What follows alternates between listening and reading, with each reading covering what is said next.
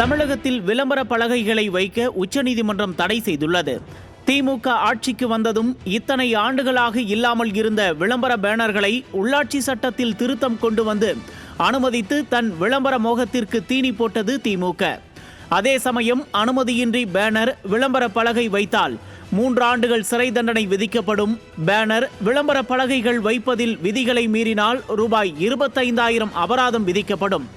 உரிம காலம் முடிந்த பின்பு வைக்கப்பட்டுள்ள பேனர்களுக்கு அபராதம்.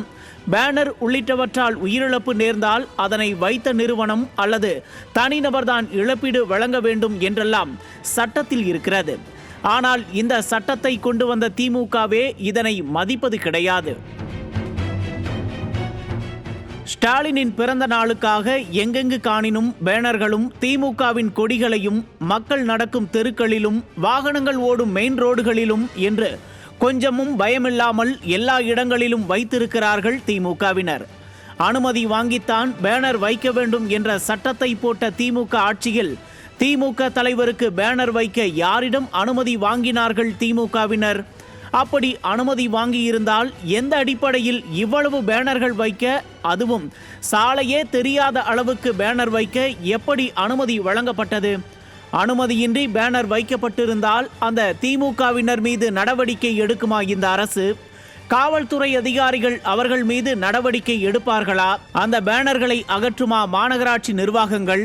இந்த கேள்விகளுக்கெல்லாம் எந்தவிதமான பதிலையும் திமுக அரசிடம் இருந்து எதிர்பார்க்க முடியாது. காரணம், திமுகவின் சர்வாதிகார ஆட்சியை எதிர்த்து கேள்வி கேட்டால் கேள்வி கேட்பவர்களை என்ன வேண்டுமானாலும் செய்யும் இந்த அரசாங்கம். நான் என் பிறந்த நாளை விமரிசையாக கொண்டாடுவது இல்லை என்று வெற்று விளம்பரம் செய்து வீடியோ வெளியிட்டுவிட்டு ஊர் முழுக்க எங்கெங்கு காணினும் விளம்பரம், எதை தேடினும் விளம்பரம், விளம்பரம், விளம்பரம், விளம்பரம் மட்டுமே எங்கள் ஆட்சியின் கொள்கை கோட்பாடு என்று ஆட்சி நடத்துகிறது இந்த திராவிட மாடல் அரசாங்கம். நீதிமன்ற உத்தரவை மீறி தமிழ்நாடு முழுக்க பேனர் வைத்து திராவிட மாடல் அரசாங்கம் அட்டூழியம் செய்வது ஏன்? பொது இடங்களில் ஆபத்தான முறையில் இருக்கும் பேனர்களால் யாருக்காவது பாதிப்பு ஏற்பட்டால் அதற்கு யார் பொறுப்பு? எதையுமே யாரையுமே மதிக்காமல் இருப்பதுதான் திராவிட மாடல் ஆட்சியா? ஆக மொத்தத்தில் விளம்பர மோகத்தால் 2026 ஆட்சியை இழக்கப் போகிறது இந்த திராவிட மாடல் அரசாங்கம் என்பது மட்டும் தெள்ளத் தெளிவாக தெரிகிறது. நியூஸ் ஜே செய்திகளுக்காக இணையாசிரியர் மனோஜ்குமார் கோபாலன்.